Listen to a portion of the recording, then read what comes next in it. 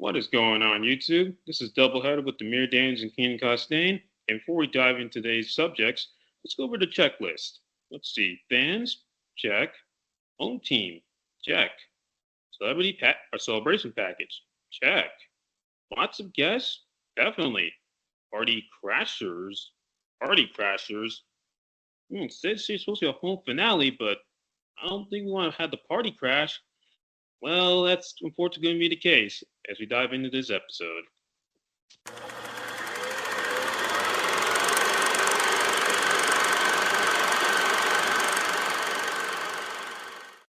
All right, Amir, we got two teams, one from 2000 and one from 2008 today. Yep, so yeah, we're going to start in the millennium and then fast forward 8 years where it's now almost towards the end of the decade. So it's I know two iconic stadiums by the time 2000s end will no longer be there. I know a few months after this game was played, that's it be reduced to rubble, that being the Kingdom. Yeah, and sorry, that is a good point. But with that, we're going to talk about the 2000 first. We're going to chronological order here. So we have the Dolphins and Seahawks 2000 playoffs. So right out the gate, we already know who's going to be the matchup of this game. So without further ado, pregame notes. So January 9th, 2000 was the date of this game. The time, 4 o'clock. Like Amir said, location, Seattle Kingdom in Seattle, Washington. In the attendance, like Amir said in the intro, there was a lot of people at Seattle Kingdom, 66,170 people. Television distributors, CBS, and I see I see a few familiar faces on the top right of your screen, Amir. Yep, Mr. Greg Gumbel and Mr. Phil Sims doing the play-by-play for CBS. Yeah, Ray Gumbel, um, for mostly known today as doing the NCAA basketball tournament. Oh And yeah, go ahead. yeah. He when they brought back the NFL or CBS got the AFC package for the first 6 years. He did he was the number one announcer for the NFL and CBS before Jim Nance took over, which he now been doing for 20 plus years. That means Jim Nance, where he of course it's done that with Phil Sims and now with Tony Romo, who we'll be discussing later on in this episode. And getting back to Greg Gumbel, of course he would of course me and the number one announcer are going to call the playoff games and then in Super Bowl, including this one here in Seattle. Yeah, I mean, can you run that by me again about the Greg Gumbel, Jim Nance thing? So at this time, nowadays we're used to hearing Jim Nance doing being number one announcer for CBS, NFL and CBS, and at this time he would do the studio announcements. So we do like the pregame, postgame, halftime, and updates throughout the season. Yeah, that makes sense. So with Greg Gumbel taking the reins over for Jim Nance, as you just said. So, but back to this game at hand. And did you know a fun fact here? The wild card game CBS broadcasted the 1998 AFC Divisional Playoffs and Championship game. So, Yep. folks, if you did not know about that, Didn't mean to talk over you. no, it's fine. It's fine. So it was the last game for the Kingdom. The at the last game at Kingdom Stadium for Seattle, and it was the first time for Seattle in the playoffs since 1988. Opened in 1976. It was the home. It was the home for the Seahawks up until the aftermath of destruction. Yep. The destruction of the of the of the Well, it was the their home kingdom. through '99. Then they temporarily Right. moved to a new college stadium for they now, as we know, is called Lumen Field. Yeah. And my apologies, folks. I did not have that out correctly, and I should have done better on that. So, my apologies there. And I mean, since we're on the topic, Amir, feel free to explain what happened to the Seattle Kingdom in, I believe, 2001. It was imploded a few months after this playoff game. So yeah, '99 was the last season Right. Seahawks played their games there. In fact, that was the only year in the '90s that they made the playoffs, and often they do in their last season in the Kingdom and win the AFC West, despite a late season slump, which we'll get into shortly. As for the Kingdom, as you said, opened in 1976. It was the Seahawks home stadium until year 2000. And then I hosted a few playoff games there, including the Seahawks' first ever playoff game, which came against the Broncos in the '83 season, which we touched on in our second episode. It was John Elway's first playoff game. What's up? No, no, I was just doing it, and if you want to check it out, card in the upper right hand corner of your screen now. Yep. And how fitting I say John Elway because he was drafted in '83. Singers Dan Marino.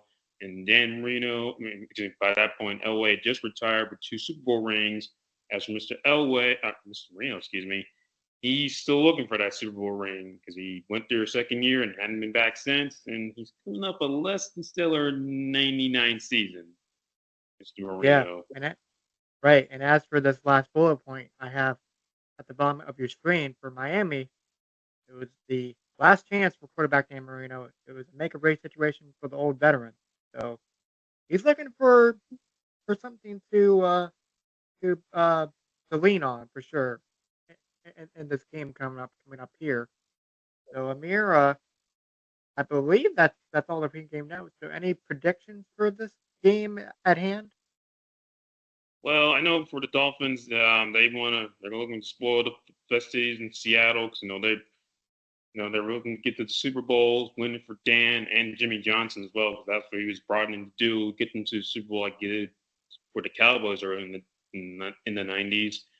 As for Seattle, definitely want to go out on top because this I mean the last game in the Kingdom because unless something happens down the road. So I'm gonna say Seattle wins it 27-20, similar to when they aren't gonna met in the playoffs back in '83 in Marino's rookie season. Yeah, and I just remembered something. We still got to go over who's going to be involved in this game. So uh, we have Dan Marino and John Quinta, if I'm saying that correctly. But Kidna. Kinda, excuse me, Kinda, with head coach Jimmy Johnson and Mike Holmgren. And again, I did not put the latest the previous record on screen. So Amir, feel free to explain on that.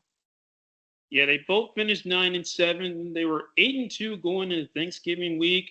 It looked like both of them would be like contenders for the top seeds in the AFC. Because keep in mind, back then the Seahawks played in the AFC West, not they were just even playing the NFC West. Having said that, they only wanted to go until 2 games apiece or 1 game each in December. But luckily, due to the Chiefs losing to the Raiders at home in the regular season finale, that allowed Seattle to win the AFC West and the Dolphins back into the playoffs that year. Yep, I really enjoy your insight on that, Amir. So good job explaining on that, and thank you for the clarification on what the record should be from the previous season. So Amir, applause to you, sir. Yeah, thank you. But anyway, head coach Jimmy Johnson and head coach Mike Holmgren, uh, two head coaches are looking to find their find their way to victory here. And with that being said, let's say we get it underway, right? Yep. Mm-hmm. So Seattle won the coin toss. Seattle received the opening kickoff here. So Mike Pritchard catches in from John Kinta to march down the field. Two plays later is Pritchard again from John Kinta, 13 yards on the play. Okay, so Ricky Waters, the running back, gets a few yards and the 10-yard line of Miami. Okay, so Quinta finds Sean Dawkins for a Seattle touchdown. Okay, 7-0, 7-0. So, Amir, what do you think of Seattle's play here? I say a good start. Home crowd's going crazy, a lot of cheering, and home team strikes first. Yep. So we get to Bronx. Marion of Miami had a good punt return to the 50-yard line. So halfway down the field. So just a couple plays later, Miami's trying to go for it, but Jimmy Johnson and team changes their mind on a play that they were going to run, but instead they play it safe on a field goal. So Amir, feel free to explain. Yeah, it's a bit uncharacteristic of Jimmy Johnson. I know he's a little bit of a riverboat gambler, but you figure, it's still early. Let's not waste a scoring opportunity here. We'll just take the 3 points and then let our defense get the ball back for us. Yeah, and and for this, I'm going to play a clip here that involves the CBS commentators. So let's see what this clip is all about. Intercepted. Joey Galloway back on the field now. Keenan with all kinds of time and throws down the middle and overthrows everyone except Brock Marion. Marion back to the 20, the 30, the 40, and out of bounds.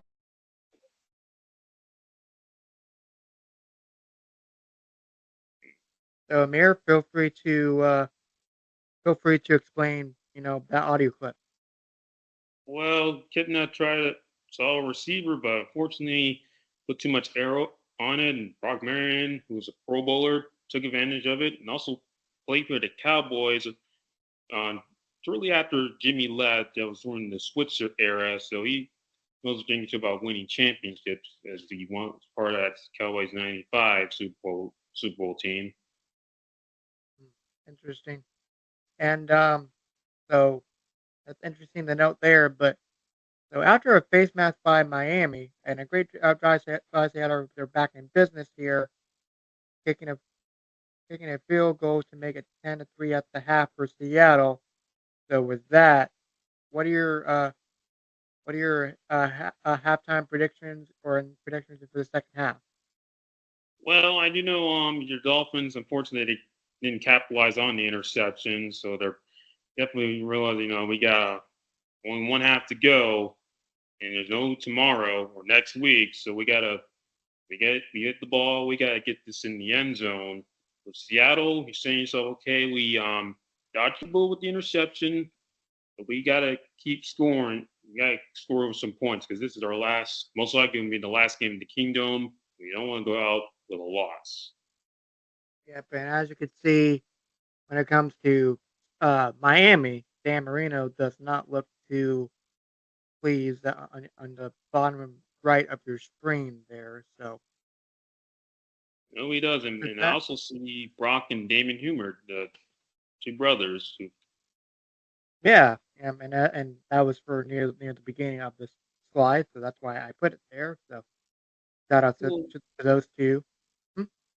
And so a little bit of family reunion at the Kingdom in January 2000.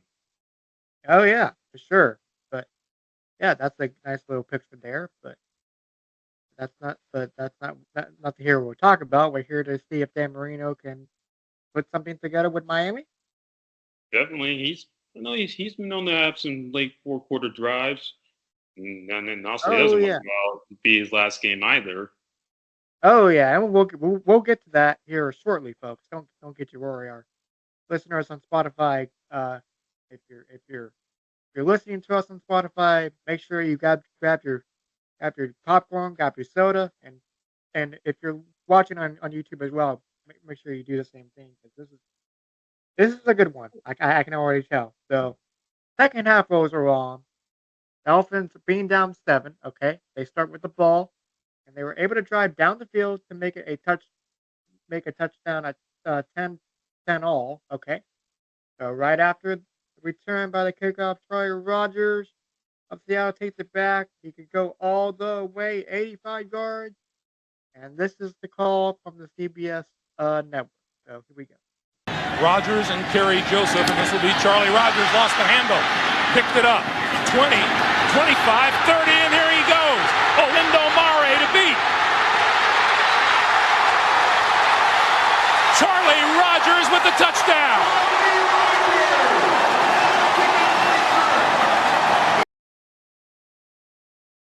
So that call from the lead commentator.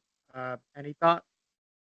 Well, excellent job by Greg Gumbel. One thing that he doesn't get as much credit for his announcing as he does, but when he started out with CBS, always made those touchdown calls exciting, and when that was on display with the Charlie Rodgers kickoff return, and even with the Rodney Gadsden touchdown, and you also heard a little bit of Bill Simmons' commentary, which on that, yeah, and then for the Seahawks fans, hey, home team's back on top.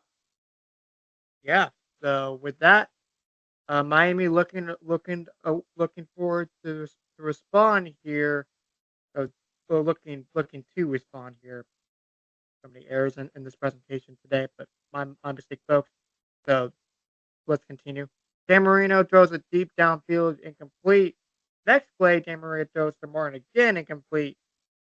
3rd and 10, tries Martin again, incomplete. Okay, so Dan Marino, you're having a tough time there, buddy. Yeah, the Dolphins offense, reason why they had their slump, they were erratic towards the end of the season. And they were often because they were behind. And Marino had a injury midway through the season and was fortunately rusty as a result. While Damon Hugh had to come for a few games, went 4-1 in 5 starts. And also the running game that was a staple for Jimmy Johnson in Dallas. It didn't quite take off in Miami. Yeah.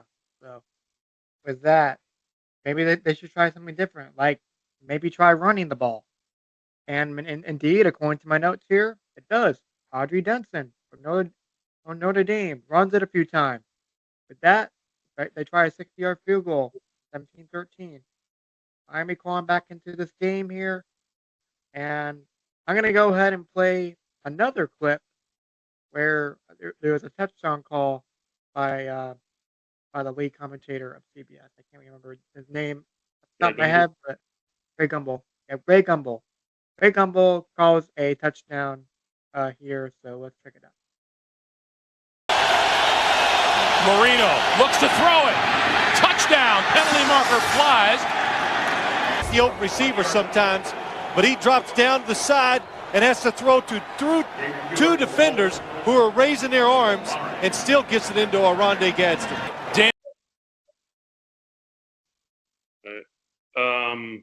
Well, that was the Gadsden touchdown, which preceded the Rodgers one. But I do know that touchdown pass, and there was some significance to it. That was the 31st postseason touchdown pass by Marino, which was a record at the time. So I have to add that in. Right, and that happened in the second half, or did I? Oh yes. Mm-hmm. Yeah. That's a good segue. So good job on that, Amir. So I appreciate that. And so Miami calling back into this game now, with all the touchdowns and field goal tries, 17-13 now.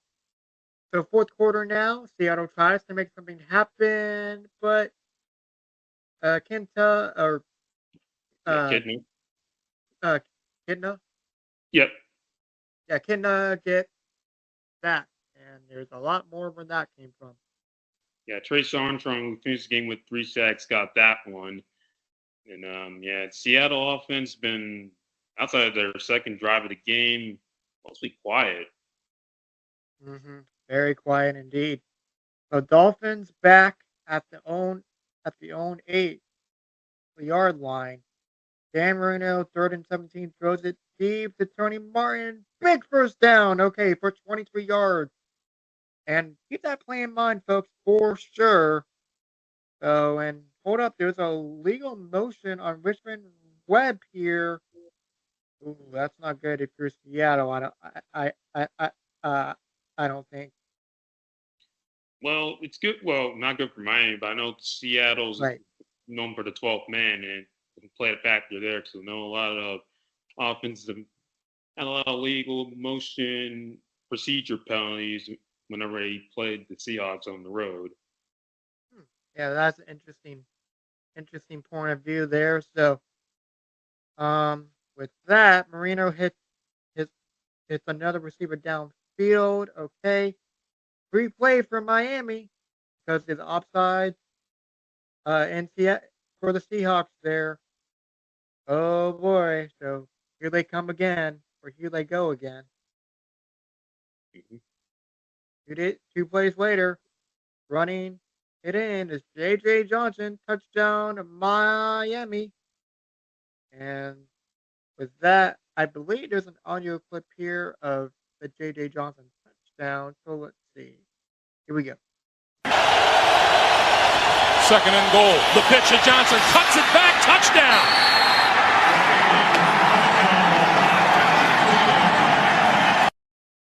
Oh, there you have it. Yep, that is certainly the right call there. So touchdown for Miami. So Seattle gets it back.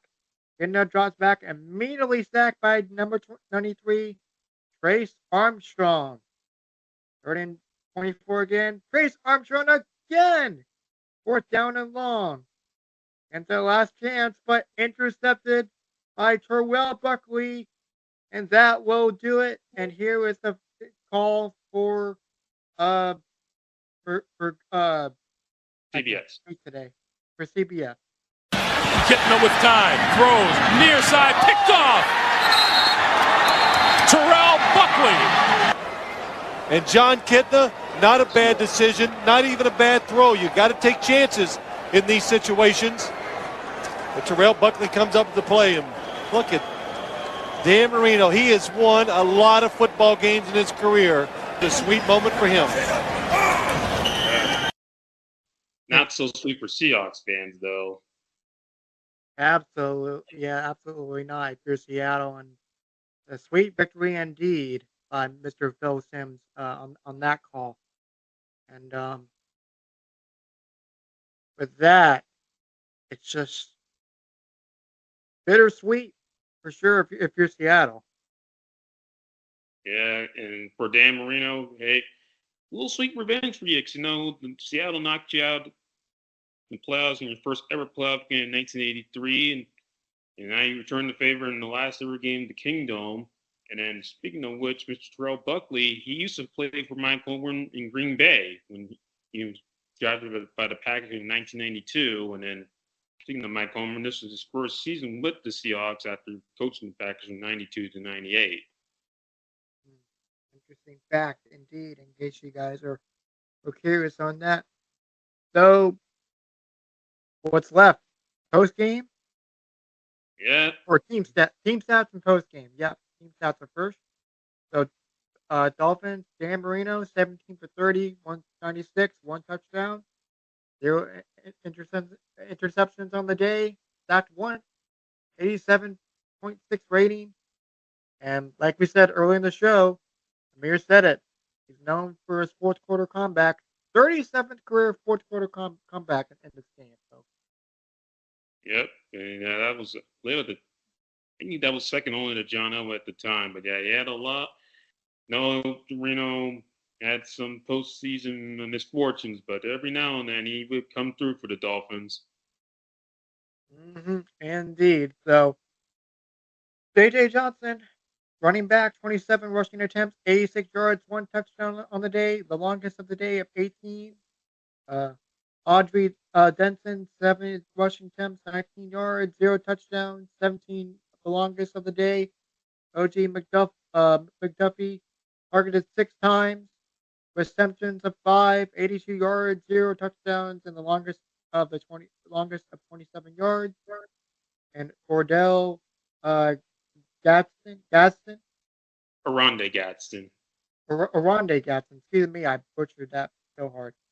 Aronde Gadsden targeted 4 times, 2 receptions, 25 yards, 1 touchdown, and the longest of 24.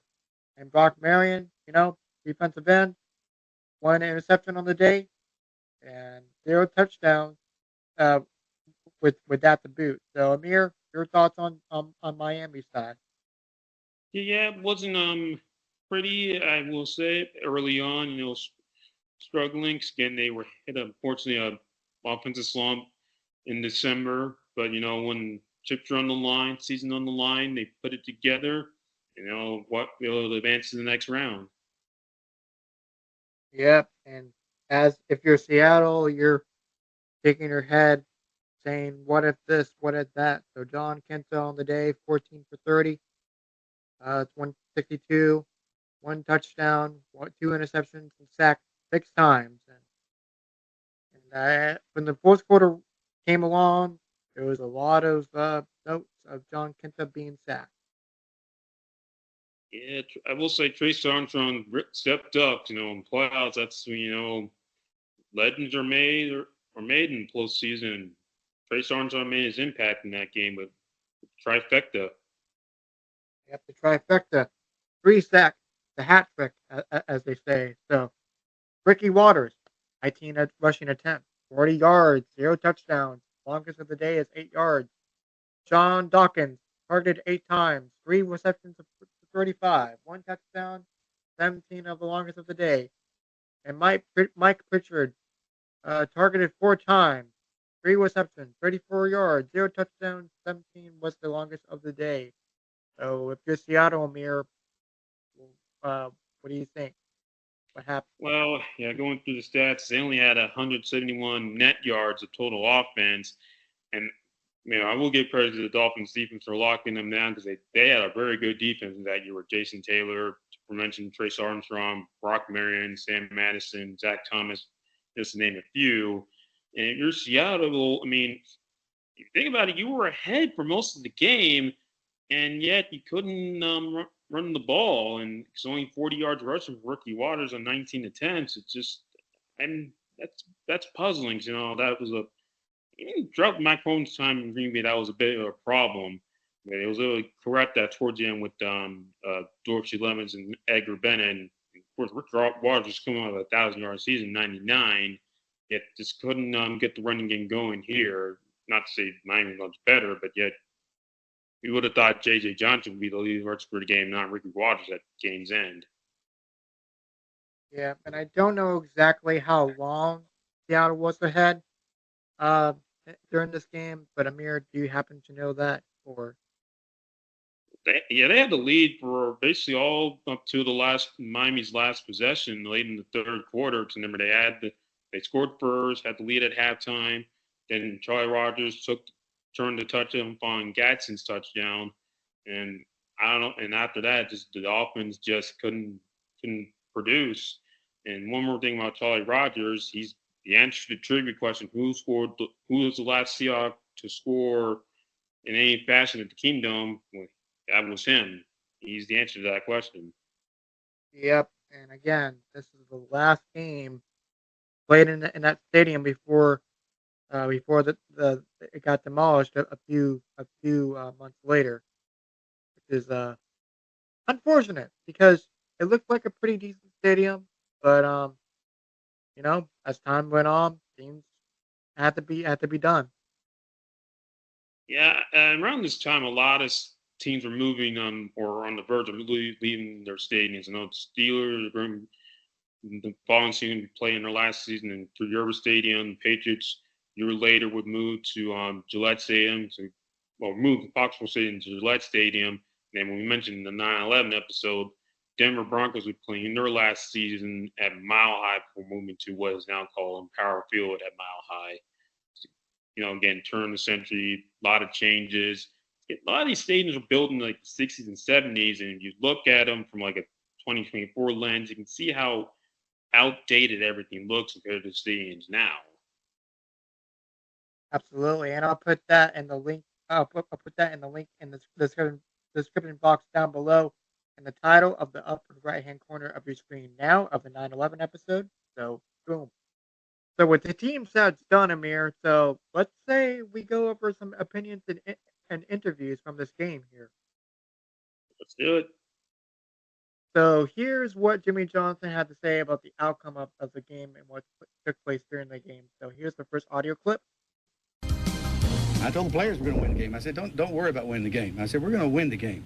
I said, you worry about winning one play at a time. So simple 8-second clip, pretty short and sweet. Take it one game at a time or one play at a time. Yeah, none. I mean, makes sense. I mean, again, they struggling at really in the first half, but then they bounced back in the second half, and then caught a break or wrote a finish deal in the fourth quarter. Yeah, for sure. And Jimmy Johnson said it best. Like, we have the players to win it for us in the game.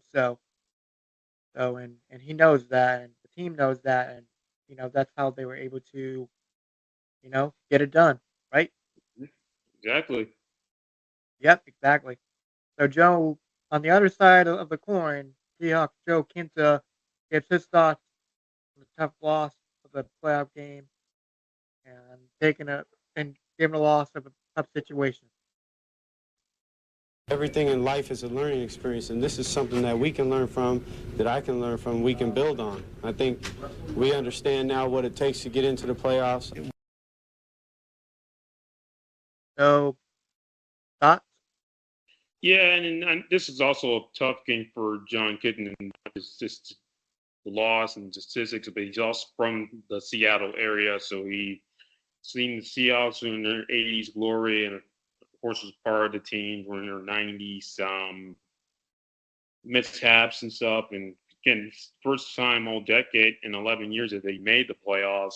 For Jimmy Johnson and Dan Marino, they've had playoffs experience. Hitting that, this was his first ever shot at playing a postseason game, and which didn't play out well. And he said it right. This is a learning experience. Just first time in the playoffs. Experience the atmosphere, but also next week's not guaranteed. When you lose, that's it. Got to wait till August for start the new season. Yeah, that's a great way to put it. Mm-hmm. But here's another clip from Jimmy Johnson, Dan Marino about the situation for the team and from the last few months. We know it's been bad here the last month or so, but we still have a good football team, and we can get it back together. It's a big win for us. Come all the way to Seattle, on the road and a hostile crowd. I mean, they're as loud as it gets anywhere. And we talked about being patient with it. The whole game, the offensive line did a great job, and it's a big win doing that. So, we take it one at a time. We win two more. So the video ended during the audio clip there, but with that, I think Dan Marino said it best. Marino said it best. The fact where they come to Seattle in a big situation and try to get it done. Yeah, and they also alluded to their late season slump in December slump rather, and we see this from time to time in the NFL. It's like we have like they always say the teams that finish like 10 wins, 9 wins. Those are like the ones you don't want to sleep on because they have something to prove as well. And the postseason is starting all over. It's like it's a new season. Just nothing's guaranteed because it's a win or go home situation. And in the case of the Dolphins, they said, what, regular season's done. Here's the postseason. Just take it one play at a time, win the game, and sure enough, they did. Yeah, absolutely.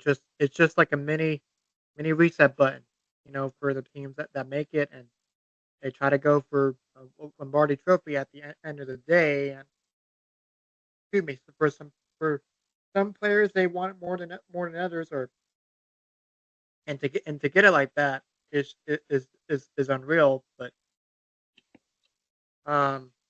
yeah, that's my thought process on that, and I would say from these opinions and interviews, they hit the nail on the head. Mm-hmm. Yeah, and as for Dan Marino and Jimmy Johnson and the Dolphins, unfortunately, they couldn't. The success of that Seahawks win was bittersweet because unfortunately, the next week to show this game program, they played their in-state rivals, the Jaguars, and that's a bit blurry on your end. 15th of January 2000. and it was not even close. They got it shortstop 62-7, and that would fortunately be the last game for Marino and Johnson, who both retired shortly thereafter. So they both retired. Retired together, basically. Yeah, it went on a whimper. Yeah, that's very unfortunate. It's kind of like I can't think of another example, but it's kind of like I don't know. Honestly, I can't think of an example. Can you, Amir? Well, I think like Tom Brady's last game, he went out in a defeat against the Cowboys a few years ago, and which is ironic. He thought he might go out a champion. See, what's another one? Troy Aikman. I know he didn't go out. And last image of him, he got injured against the Redskins a year later. Steve Young also went out, injured. And Joe Montana, he went ironically up against Dan Marino in Miami, his last game, and in defeat. And to extent, even Cam Newton, his last game in the NFL was a forgettable one for him. Yeah, and are we talking Carolina Cam Newton or New England? New England. Well, Carolina. I know he didn't start that game, but he, came in for a few plays in Tampa in January 2022.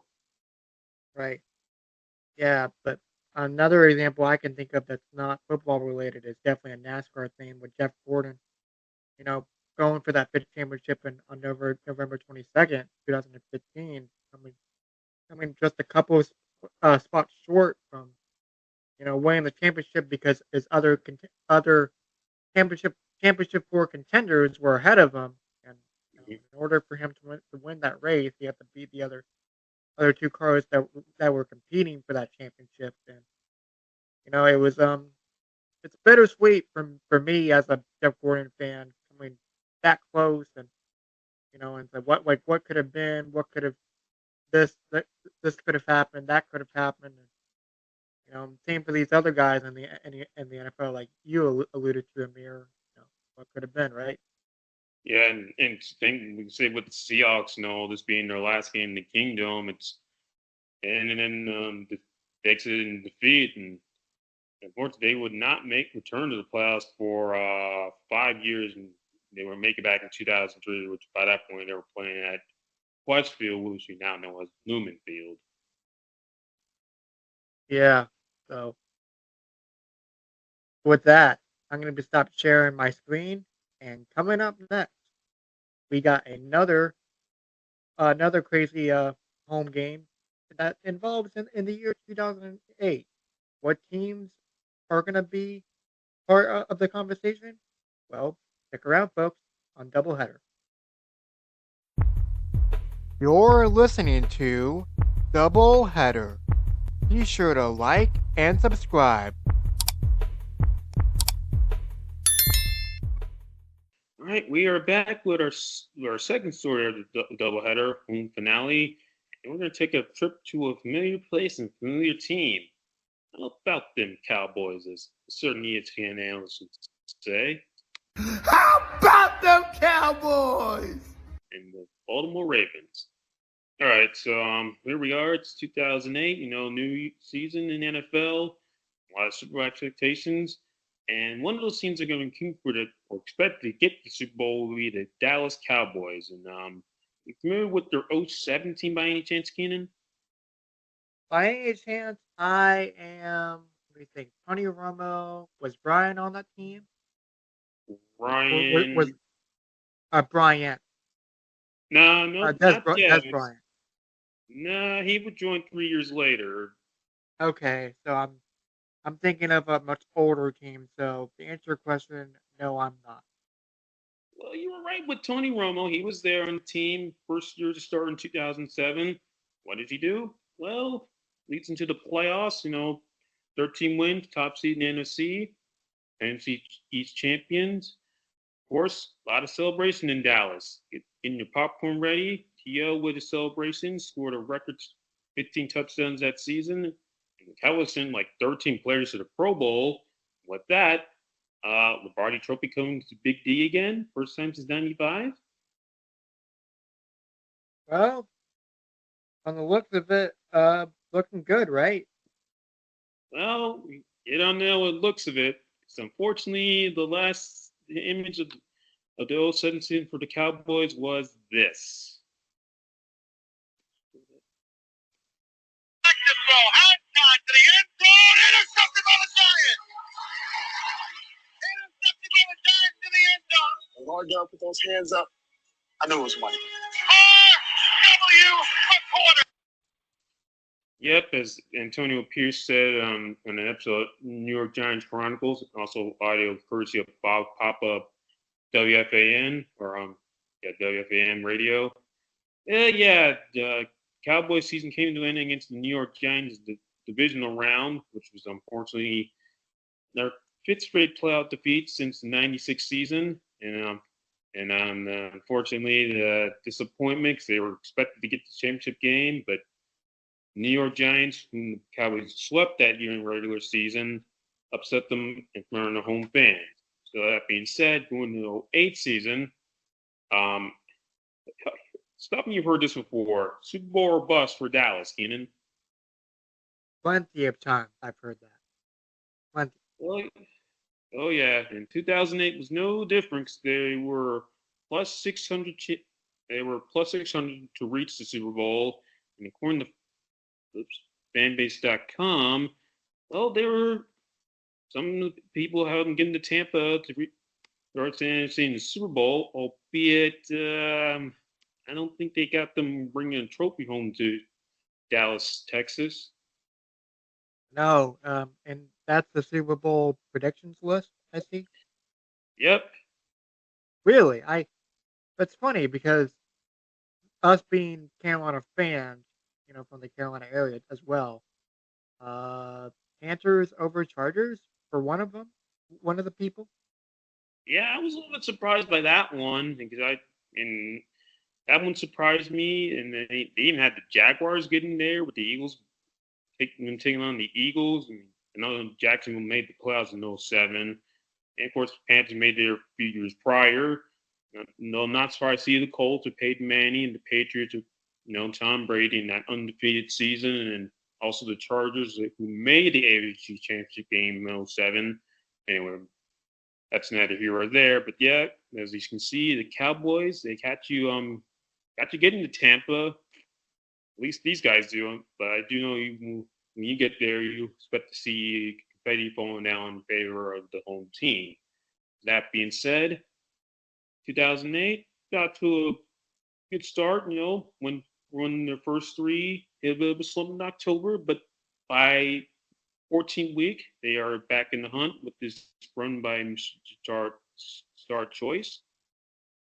Run Choice up the middle to the 30. Choice to the Reds. The people's choice. To Short Choice. Touchdown. Yep, that was against the Giants on Sunday Night Football in what would be the penultimate game at Texas Stadium. And with that victory, Dallas is 9-5, and they win next week at home against the Baltimore Ravens. And with a loss by the Buccaneers Sunday afternoon against the Chargers, they're in the playoffs. So hey, Super Bowl dream still alive in Big D. Yeah. Yeah, but unfortunately, there's a team in Baltimore that has something to say about that. Let's preview them. So, are you familiar with anybody on the Baltimore Ravens, Cannon? I'm gonna say Ray Lewis. Ray Lewis is a part of this. Well, you are correct. Ray Lewis is still with the Ravens, but unfortunately, '07 that was not the best of times in Baltimore. Yeah, I heard going through some history with Baltimore and with Cleveland being in the same division, I've noticed a few stats when it comes to the record with the Baltimore Ravens. And correct me if I'm wrong, Joe Flacco was the starting quarterback, right? Not in '07. I remember. Nothing's coming to mind. So Amir, feel free to explain. Yeah, that year they had Steve McNair, Troy Smith, and Kyle Bowler. They won combined 5 games and combined for 11 touchdown passes. And as a result, they missed the playoffs. And Brian Billick, who you see you standing right in the foreground in this picture on the right, he was fired, and he was the Ravens coach led into their first Super Bowl victory back in 2000. But fortunately, the offense just then never quite got on track during this time in Baltimore. So as a result, they also Stephen Air retires. They still keep Troy Smith and Kyle Bowler, but they need a new quarterback to help out in the passing game. So enter two familiar faces. This is where Joe Flacco comes in. Gotcha. Yet they selected him out of Delaware in the spring draft in 08, and then prior to that, they hired Jim Harbaugh, former special teams coach in Philadelphia under Andy Reid. And with the new coach, new quarterback, we want to establish a new identity. And take it away, Mr. Harbaugh. What's our name? What's our name? What's our name? Nothing heard that part. What's our name? Ravens. What's our name? Ravens. What's our name? Ravens. Okay, so you did hear that. So yeah, what's our Yeah. name? Well, it's still the Ravens, but of course, 5-11. Yeah, expectations going into the season, the 08 season, are going to be pretty low because division year prior, Steelers made the playoffs. Browns won 10 games, and the Bengals they went 8-8, and they still have the likes of Carson Palmer, T.J. Houshmandzadeh, and Chad Ochocinco, to name a few, and guys like Kellen Winslow, Jamal Lewis, Willie Parker, Ben Roethlisberger in their division. So you can say there's a lot of offensive firepower there. Some of the Ravens on paper are lacking, but you can't sleep on this. They have a very good defense led by, I mentioned, Ray Lewis and Ed Reed. And when did you know it? Come late December, guess who else is 9-5? Is it? I'm already drawing a blank. The Ravens. Right at them. Yeah. And I see Deshaun Jackson to on the left there, right? Is that Deshaun Jackson? Yes, who was a rookie in 2008, and this is from the game when the Ravens defeated John Harbaugh's former team, 36-7, when Ed Reed set the record for the longest pick six in NFL history. But we'll touch on in a later video. As for the 08 Ravens, they're 9-5 in a three-way tie with the Patriots and the Dolphins, and also the Jets, who are not pictured here. They're also 9-5 in a tight AFC East race. But having said that, the Ravens win in their next game Saturday, and Cardinals and Chiefs somehow upset the Patriots and the Dolphins, and same with the Seahawks over the Jets. Baltimore's in the playoffs. So that's up to the Ravens, with a rookie coach and a rookie quarterback. Absolutely. So anyway, next up, we got to go to Dallas. But this is not some ordinary game in Dallas. This is going to be the last game at Texas Stadium. And I'll read you a little bit of history about that. Opened in 1971. It has, I can get the notes ready. Stay on my table, please. They have won 199 games, and it has 65,675 capacity with 381 luxury suites, and it costs $35 million to build. So that's a pretty good stadium. And it's also known for its hole in the roof, so God can see his favorite football team play on Sundays for game day, according to D.D. Lewis, a former Dallas linebacker. I see you smirking. He's like, I know that was his words, not mine. It's just Yeah, and I was laughing at the God part a little bit. So. Yeah, and when I first read that in the book several years ago, I'm like, okay. I will say the hole in the roof's a little, I say, different from other NFL stadiums, but I think God also wants to watch over other things, and also Yeah, rather than just a football team, he's got to watch a whole bunch of other stuff. You know.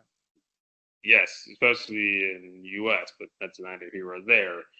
I will say, getting back to Texas Stadium, they were going to have a retractable roof, but unfortunately the roof couldn't support it, so they settled with that. But in their next stadium, still moving to the following year, at this time being built, Cowboy Stadium. Well, that's going to be ready for the '09 season, and according to what I read, it cost $1.3 billion to build. It'll have a capacity of 80,000. Now have 342 luxury suites, and it's located 12.3 miles away from Irving, Texas, as it's located in Arlington. Having said all that, this game on Saturday, December 20th, 2008, is going to be a big game for the Cowboys, as I mentioned before, because, last home game, he came by that patch. And, of course, being a Cowboys game at Texas Stadium, I said it's going to get national TV game of the week, or in prime time. Mm-hmm. Yeah, prime time. Prime time viewership. Sorry, I was daydreaming. Daydreaming a little bit. Yeah, no problem. And I know the Cowboys fans, they're daydreaming of an early Christmas present because it's 5 days before Christmas, or Kwanzaa, Hanukkah, whatever holidays they celebrate. Since on the subject of prime time, what do you think? Which network's going to broadcast this game? I'm gonna say that's gonna be has to be Fox, right? Fox should easily cover it. That's not a bad guess. I mean, think about it. Troy Aikman works for Fox, and he used to play for the Cowboys, so you gotta have him on hand for the last game in Texas Stadium. He's made a lot of memories there. But actually, it's gonna be on NFL Network. Really? I did not see that coming. Yeah, NFL Network at this time was they had the Thursday night and the Saturday night package, even though they like to call it Thursday Night Football Special Edition. But anyway, so yeah, this game's of course, college football over, so they do a lot of Saturday NFL games, and fitting they do the last game at Texas Stadium. And given that it's on the NFL Network and it's not in a lot of households at this time, you want to also get to see it on local CW affiliate, KDFA Dallas Fort Worth, the CW 33. And for those who can't get it elsewhere outside of any Dallas or Baltimore affiliates, you listen on Westwood One. And also, man calling this game, Bob Papa, who you heard earlier, Marshall Faulk, and Deion Sanders, who has ties to the Cowboys and Ravens.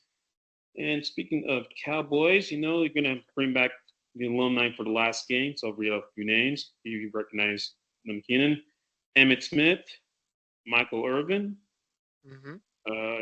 Jay Novacek, Larry Brown, Charles Haley, Bob Lilly, Roger Staubach, Drew Pearson, Mel Renfro, and I can just go on and on. But there's going to be a lot of ex-Cowboys at that game, except for Mr. Aikman. I probably recognize 3 or 4 of those Cowboys right there, and yeah, I'm not sure you can see the list. Yeah, I'm gonna say at least 4 I recognize, and I see a little Michael Irvin action on that a piece of paper there, which we talked about in our first episode, and the card in the upper right hand corner of the screen now. Yep, and of course Michael Irvin's also going to cover the game for NFL Network. They're on location at Cowboy Stadium. NFL was broadcasting this game. As for Mr. Aikman, ironically enough, he's covering the Cowboys' biggest rivals, Eagles and Redskins, the following day on Fox with Joe Buck, because they had the doubleheader that weekend. It's going to be a big night. Got a lot of alumni. Got fans looking for an early holiday present, and also looking for a playoff berth and 200 win at the stadium when what will be the last game there. So a lot to sell. Can't wait to see the icing on top of this cake, Keenan. Yeah, for sure. And 200 win. They're looking for the 200 win. Well, I mean, this be because the entering the game they were 199 and 89 at Texas Stadium, and with this win tonight, they'll put them at even 200. They've won, and that's also include 16 wins in the postseason as well. Yeah. Okay. Interesting fact for sure. So, yeah. Yep. And unfortunately, we have some party crashers coming into town. According to this guy, look at that, saying, "Yeah, not so fast." Ooh. This should be interesting. Yeah, that's one of the Baltimore linebackers, number 59. He's looking at the I thought this would be a perfect picture for the slides. It's like saying to the camera and the people at Texas Stadium, like, "Yeah, you got some big win, big night for your Cowboys, but my Ravens are going to spoil the party and everything." That being said, yeah, you see, you get a kick out of it too. That being said, yeah. It's intimidating, but continue. Excuse me. Yeah, it is intimidating. But having said that, any predictions for this game in Texas Stadium? 21-17. Ravens win it. Okay, and I'll say Ravens. I think they can pull this out too. I'd say they'll win it on the last second field goal, 27-24. Okay, that's pretty good. I'll take that. So let's go. Yep, and one more thing before we dive into the game. Well, two more things. Yeah, Cowboys have never beaten Baltimore at this point, and for that reason, Jerry Jones handpicked the Ravens for the last game at Texas Stadium. I hope that doesn't come back to bite him. Interesting. So, without further ado, let's go. Let's go! All right, I'm ready. Fans are ready. You're ready. And let's see how the home team and the visiting team play out. Well, let's see here. I'm looking at my notes, and, well, home team got to a bit of a sluggish start when Tony Romo unfortunately found Mr. Ed Reed of the Ravens, and he intercepted the pass of deep in Dallas territory. But luckily, Cowboys defense led by DeMarcus Ware, you're familiar with that name, he saved the team by strip sacking Joe Flacco to set up this first score of the game. Choice picking his way through, touchdown Cowboys. So, yep, Mr. Charge Choice, he's got in the end zone yet again, 2 yards out. So, hey, good start for the home team. Yeah. All right. So 7-0, first quarter still. So, Ravens got to find a way to respond here. Because they want to make sure they do good. And looking for a way to stop Dallas.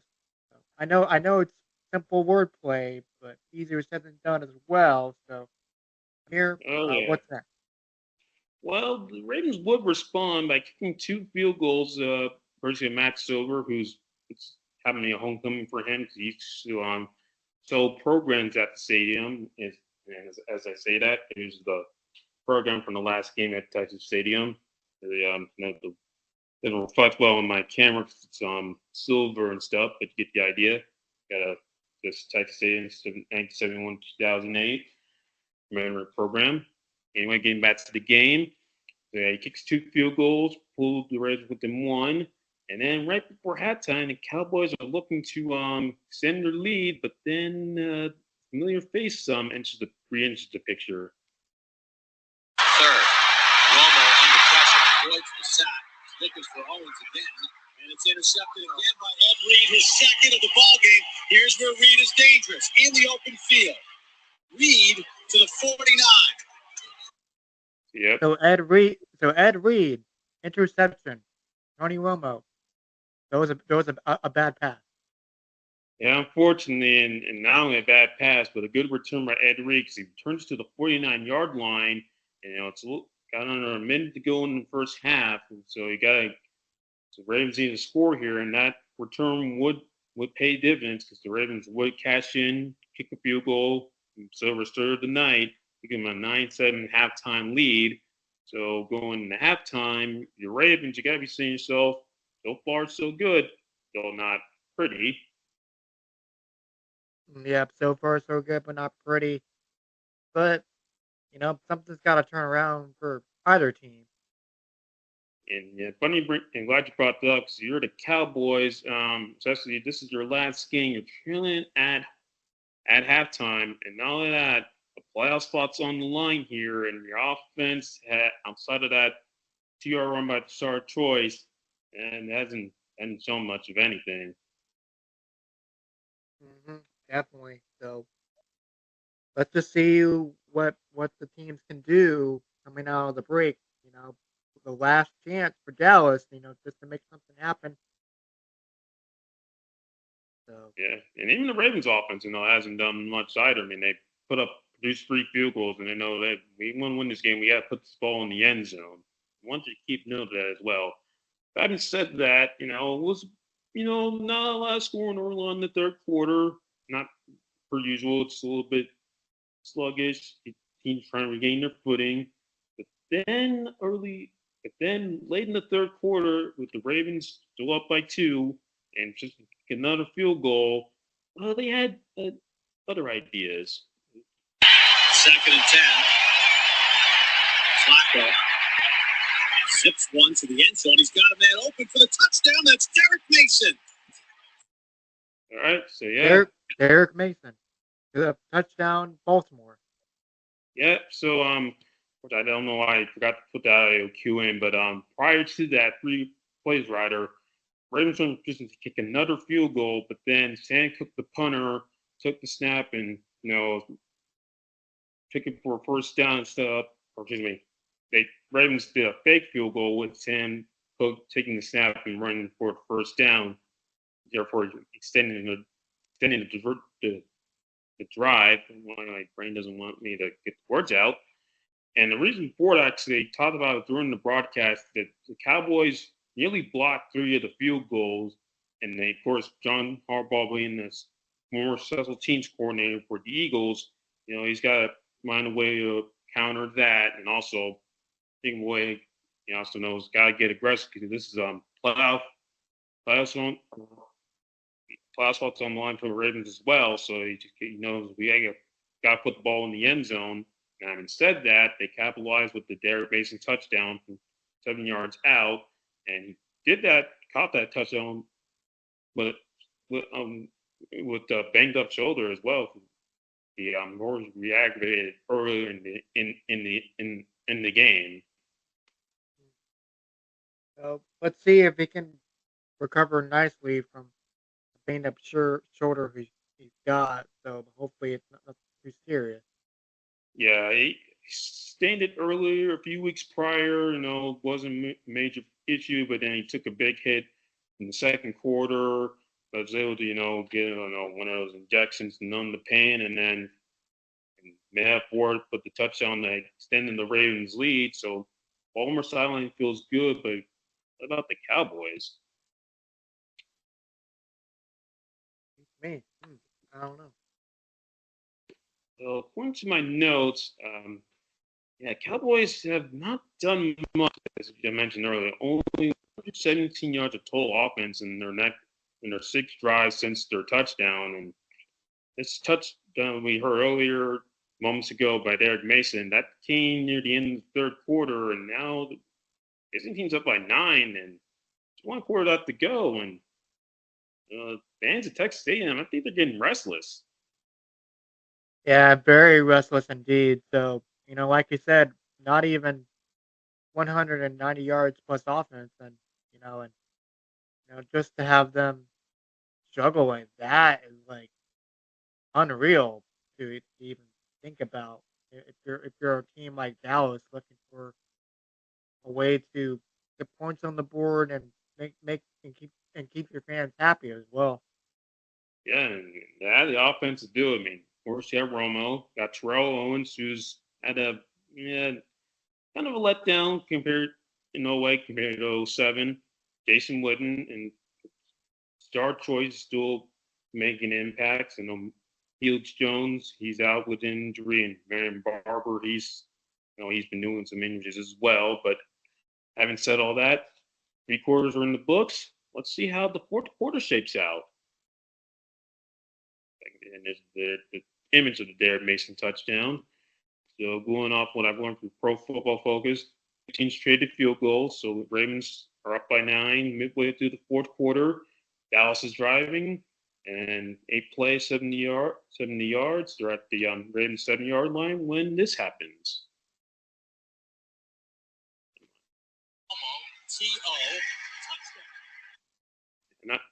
Not sure if you can hear that, but yeah, Mr. Terrell Owens finds the end zone. So Cowboys, all right, have some life. All right, that's good. That's good, but can it hold up? Well, yeah, and I'm reading here. It's 3 minutes 54 seconds left. Defense. Got DeMarcus Ware, who's NFL sack leader. Terrence Newman, Chris Canty, just to name a few. Holding the Ravens largely in check out of the end zone outside the Derek Mason touchdown pass. But we need another home crowd needs another stop here for the offense. And well, let's see what happens.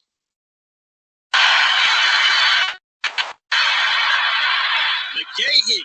Ross McGahee. You got to be kidding me. Nobody's getting him, and no flags on the play.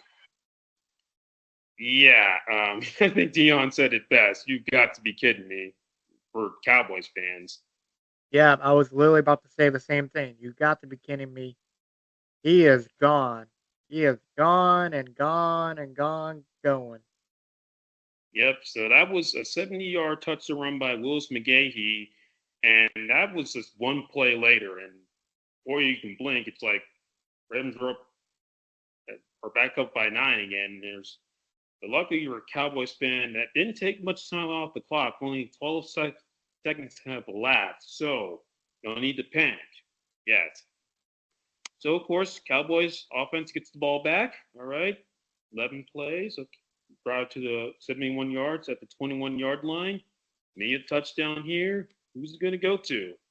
Got any, want to take a guess who's going to score this touchdown, Keenan? You brought up a good name earlier. What's his name? Jason Witten. Jason Witten. All right, let's see if you're right. Romo on the Cowboys. Romo to the middle, the whip, and he's got him for the touchdown. All right, you were correct. Jason Witten. Yep. Yep. And that was another guy that I recognized that I forgot to mention him in my first question that you asked me in this half of the episode. Yeah, that's no problem. But hey, you got made up for it, and you're correct on here. So Jason Witten finds the end zone, 21 yards out, and I'm going to go back to the drive once again. 11 plays, 71 yards, and there's a $1:33 left. But luckily for the Cowboys, they have all 3 timeouts, and they're down by 2, so no need to go onside. Just need another stop by your defense, and then you get the ball back and maybe kick a walk-off field goal. But first, the defense has to do its job. So, Easier said than done for sure, but let's see what happens. well, let's see what this audio cue gives us. Motion. McClain. Ron McClain. Here we go again. Here we go again. Needs a block. And LaRon McClain's going to go in. I'm sorry, guys. 82 yards. Yeah, man, primetime was on the money there, saying, "I'm sorry, guys. Here we go again." Yeah, and that call does sound familiar. I think maybe I heard it on one of those top play shows, maybe about from NFL Network, or I forgot who presented it, but that call does sound familiar to me. Yeah, and I've heard and seen this play in the broadcast several times too, and course, Bob, and bring up Bob Papa a lot in this because he calls the Giants game, so he was there for the game less than a week earlier for the Sunday game when the Cowboys beat the Giants, and he, of course, he did NFL Network, for a Thursday night and Saturday night broadcast. He met Mr. Willis McGahee, so yeah, it was like deja vu all over again for everyone watching this game. One play after the Cowboys score, get some life, the Ravens take it back or suck the life right out of them. This time, with an 82-yard run by Mr. Laurent McClain, not McGahee, excuse me. And the interesting thing about McClain's run, that was a record-breaking run at Texas Stadium in the last game. Really? Yeah. It took that long. Yeah, and who would have think it would be in the last game at Texas Stadium, the longest run at that stadium would be by a fullback on the visiting team. So the answer to who scored the longest run in Texas Stadium history, it's not Emmitt Smith, not Tony Dorsett. The man wearing number 33 for the 2008 Baltimore Ravens, Laurent McClain. Yeah, that's definitely a trivia question there for anyone listening out there that wants to do a trivia game later, and add that to your bingo card as well. Yeah, and then before we go into the Cowboys' next possession, coming into the game or on that drive, McClain had carried the ball 21 times for 57 yards, and then for McGahee's run, he had carried the ball 7 times for 31 yards. And they finished the night with 108 yards from McGahee, 139 from McClain. So majority of your yardage came on their touchdown runs. Yeah. I hope did you get all that? Unfortunately, did not. I was stuck in a big yawn for a minute. I'll go over. Yeah, prior to his run, he had carried the ball 7 times for 31 yards. And went over 100 yards with that 70-yard run after the Owens score. And then McClain, he only had 57 yards and 21 carries, and then went over 100 on that 82-yard run. And by the night's end, the Ravens had 252 yards rushing, with 159 coming on McClain and McGahee on those 2 runs. Yeah, I know that's a lot to digest. Yeah, that's a lot to digest, and yeah, I'm sorry, I'm just not in it right now, but I'm trying. But I mean, you're doing a good job, Amir. Don't get me wrong. Okay, yeah, and well, speaking of not in it, I know the Cowboys' defense was nowhere to be found in those last 2 plays. Absolutely. So we have a few. Don't we have a few audio clips to go over? Yes, we do. So, of course, yeah, the game's not over yet. I mean, there's under a minute left to go, or so over a minute left to go, but not a lot of time. So, Cowboys gotta go get in the end zone again. Definitely gotta go onside, get the ball back, kick a game-winning field goal. So, get the ball, run 6 plays. We're at the Baltimore 39-yard line, facing a 4th and 2. Game's on the line. Let's see what happens. 4th and 2. Roy Williams is not going to get the first down. Corey Ivy effectively ends the game. Yeah, couldn't say it better than that, Bob. Yeah, so technically ends the game for Dallas, and oh boy, I'm gonna say that Dallas fans are not gonna be too pleased. Well, by this graphic with the 2 Cowboy fans wearing the Santa Claus hats, it's holding up the sign that says "Farewell Texas City" and "Thank you."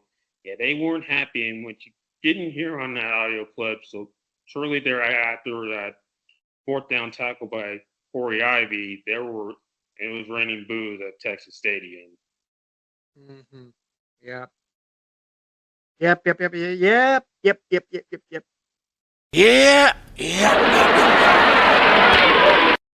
Yeah, Al DeBecchio would be proud, Keenan. Yep. I'm happy Happy days. Yep, unfortunately, it was happy days for the Baltimore Ravens, but it was not happy days at Irving, Texas, as Jerry Jones explained to the crowd. We are so disappointed that we couldn't have put the icing on this cake tonight. I unfortunately could not hear that. So can you run that by me again? Yeah, this is after they are honoring a lot of the alumni that I mentioned earlier. After the game, they had them all on the podium celebrating some members of Texas Stadium. Jerry Jones has the mic and says, "We're so disappointed that we could not put the icing on this cake tonight." And yeah, that cake was spoiled at the Texas Stadium farewell party. Yeah, definitely not good cake either. And it was going to be a Dallas Cowboys themed cake with the white frosting on it, or blue frosting rather. Well, white and blue frosting. Yeah, Okay. yeah, actually, they do Right. wear white at home, but that will. I think the Ravens. I think their cake tastes pretty good because they, unfortunately, they played the role of party crasher and they did a good Yeah. job of it. Yep. And I do like a good cake. Oh yeah, so yeah, Ravens fans ate good that night. Cowboy fans not so much. Oh, and not to mention early holiday present for Baltimore. Yep, definitely. Someone actually, So I should say, for what? a special holiday present, I should say. Oh yeah, special holiday present indeed for sure. And as for Dallas, you're gonna find um, a bunch of coal in your stocking, not the good kind. Oh yeah, unfortunately their Cowboys fans have been used to getting coal in their stocking in December because I know they had a long stretch from like even towards the end of Aikman's time in Dallas and then early on in Romo's career that they just couldn't. They just seemed to hit a roadblock in December. They didn't never had a winning record in that month from like '97 to 2008, and unfortunately reared its ugly head here once again in the last game at Texas Stadium. But going into it, they only won. They were 8-4 going into December, and only won one game prior by the time that game went final, which was the aforementioned game against the Giants the previous week. So, and Yeah. that being said, the trivia question for who scored the last touchdown in Texas Stadium? Well, none other than Jason Witten. I wouldn't mind that. Or last Cowboys scored a touchdown in Texas Stadium, rather. Yep. So that's another trivia question to put on your bingo card. Yep. So, of course, Ravens go to 9-5. Cowboys fall to 9-6. And unfortunately, the following day, well, Chargers upset Tampa. New England routed the Cardinals. Seattle upset the Jets, and Dolphins took care of business in Arrowhead. So, of course, the Ravens didn't clinch a playoff berth, but they took care of their business. The Cowboys, yeah, with the Tampa losing, that they would have clinched because they had beaten Tampa on their home field back in October and had a forgettable game, 13-9 back in October. But, last week of the regular season, you had a chance to redeem yourself. And the Ravens built off your performance. So, any predictions for that? Any predictions going forward? Is that what you said? Yes.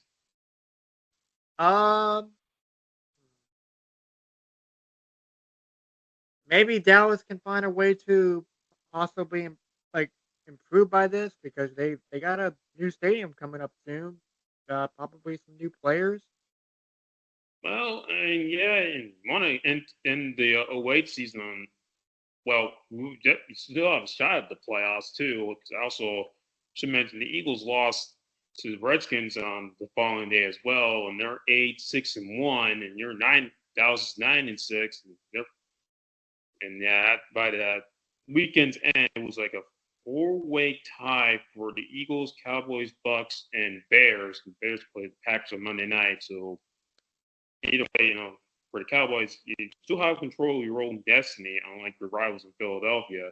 Speaking of, Yep, that's true. yeah, 'cause the Eagles had a tie against the Bengals And then as for the Ravens, you have to control your own destiny as well because you took care of business in Dallas, and you have a tiebreaker against the Patriots and the Dolphins, and the Jets. And they're going through a slump as well. So that being said, who do you think is going to be going to the playoffs once dust settles? Honestly, just by looking at it, maybe Philadelphia has a good shot. Uh, they have a young Deshaun Jackson waiting in the wing. New York might have a good shot because they were good around this time. Peyton Manning, Tom Brady. So those are my predictions. Well, when you bring up Peyton and Tom, Tom Brady, unfortunately, he was on IR because he injured his knee at the beginning of the season. That's right. Yeah, and then as for Peyton, his Colts have caught fire. They've won 8 games in a row, which are moving up to win the AFC South. That would go to the Titans. And then for Eli, well, his team, they have the number 1 seed. They beat the Panthers the next day, which was also called by Bob Papa on WFAN. So yeah, Bob Papa had a very busy week. So yeah, he did Cowboys game on December 14th. Colts game against the Jaguars that Thursday. The final game at Texas Stadium, and then the Giants Panthers game on Sunday night, which is supposed to be Chargers Buccaneers. When was there a game on December 17th actually? What was that? Yeah, that was the Colts Jaguars game. That was a Thursday night game. That'll be the 18th. Excuse me, not 17th. Oh, wait, for what team? The Colts Jaguars on December 18th, not 17th. Excuse me. 18th. Okay, so yeah, the reason why I say that, I was like maybe a team played on my birthday, but nope, that wasn't the case. No, not that year. But anywho, as for the Ravens and Cowboys, let's see how your Week 17s played out. Okay, hey, LeBron playing again. Okay, well that's good. Mr. Romo, not good. Yeah, two sides of the coin, Amir. You got one doing a little dance, and one of them is like, "Why am I here? What's going on? Not to move." Yeah, two sides of the coin is correct, and so you see once again, Mr. Laurent McClain, he's flexing his muscles because he helped the Ravens the following week, once the playoff berth. It's Jaguars 27-7 victory, and he scored a touchdown in that game. Also made the Pro Bowl that season. I'd say he deserved it. A very good season for the Ravens. As for the Cowboys, remember we mentioned the Eagles earlier. Yeah, they didn't even show up for this game. They got clobbered 44-6 in a do or die game. 44-6 in a do or die game. Wow, that's not good. That is not good at all. Oh.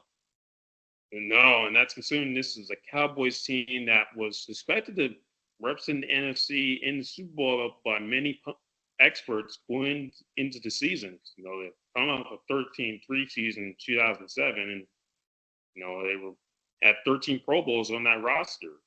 And it's for a season to end like that for them. It's unfortunate, but for a Cowboys fan, it's a unfortunate, familiar story. Do good in September, do okay in October, regain your focus in November, but then lose your way in December. Yeah, ain't that something, right? Ain't that something, Dallas fans? Yeah, oh yeah, and it's funny to Stephen A. He just returning ESPN at the time, but I can only imagine what he'd be saying about them, about that Cowboys team, and Skip Bayless too. Yeah. I mean, we got one side of being Skip liking the Dallas Cowboys a lot, and we have another guy that treats the Dallas Cowboys like they're an overrated team, and in some cases. Anyway, before we wrap things up, as for the Ravens, well, they made the playoffs, won beat the Dolphins in the wild card round, upset the Titans in the divisional round, and were one game short of the Super Bowl as they fell to the eventual champion Steelers 23-14 in the AFC Championship game. So I got to say, even though the season ended on a disappointing note, hats off to John Harbaugh and the 2008 Ravens. Yeah, absolutely. I mean, it was a you know crazy turn in events between both of these teams actually, because you just didn't see what was going to happen and what would took place in the last game at Texas Stadium. Yeah, and again with the Ravens, they were 5-11. A lot of turnover with the coaching, the quarterback, and uncertainty on the offense because it just wasn't.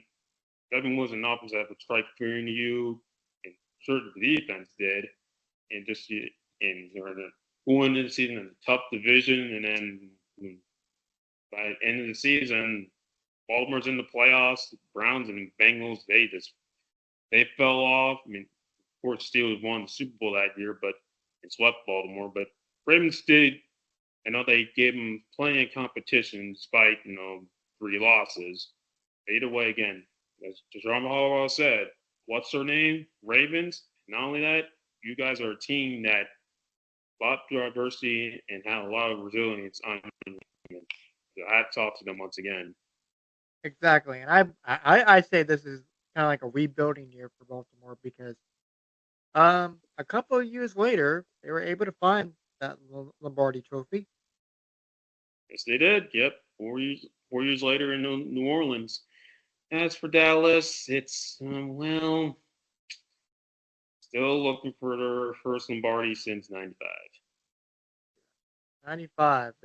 It's the 95 curse. I think I made a new slogan, the 95 curse. And what's crazy is the Ravens weren't even a team when Cowboys last won the Super Bowl. Yeah, Baltimore didn't exist yet. It was still Cleveland because, correct me if I'm wrong, it was Cleveland, Baltimore that bought the Cleveland team for a while, and then Cleveland was able to get it back, right? Well, the Browns announced they're moving to Baltimore during the '95 season. And ironically enough, they, like Cowboys, were picked to represent the AFC in the Super Bowl because they made the playoffs the year prior, but then all that went away after the move, and they fell off as it counted Yeah. in November. And then, It looks like I got to do my Cleveland Browns research again, but that's another story for another day. So. Yeah, and then of course, Dallas won the Super Bowl that year against the Steelers, ironically enough, and the Steelers a lot. And as for Texas Stadium, not just scraping, of course, yep, in 2010, April 2010 to be exact, it was reduced to rubble. There it is. Yep, no longer. Just like the Dolphins Stadium that I briefly mentioned in the first story of this episode. Yeah, Texas Stadium's not here anymore. The Kingdom's gone. Of course, Three Rivers, Foxborough, and also the RCA Dome, which was also that's gone too. That was the Colts Stadium prior to moving Lucas Oil, and then and the Falcons they moved stadiums. It's just a lot of changes were coming in the NFL around early 2000s towards the end, and even during the 2010s, teams were moving stadiums, and the Bills their talks of they're planning to get a new stadium. Ravens moving to a new stadium a few years back. I'm thinking even the Panthers was talks with them trying to renovate their stadium. And as for the Cowboys, the new stadium they have, current one they have now, I'd say it looks cool. They've had mixed results in that stadium because it kind of serves as a secondary home team for visiting fans. But either way, I definitely want to check it out one of these days if I ever get the chance. But yeah, and then of course Seahawks they found success in Lumen Field because they won their first Super Bowl as tenants at that stadium. So either way, it's just unfortunately their last games at the Kingdom Texas Stadium ended in defeat. Yeah, and I should I was in the right ballpark when it came to being in Dallas, Texas. You know, one of these times, and I should have checked it out while I was there, but didn't. Hopefully, one of these days myself, I would definitely. Yeah, and Lumen Field as well. So anywho, yeah, that's it for this episode of Doubleheader. Home finale spoiled. You know, hats off to the Dolphins and Ravens, and then for the Cowboys and Seahawks. No, it didn't end well, but I think you found your way in your new homes, and glad you guys are enjoying it there. Absolutely. So with that, this has been Doubleheader with Keenan Costain, Amir Daniels, and until next time, have a good one, folks. Yep, see y'all in the next episode.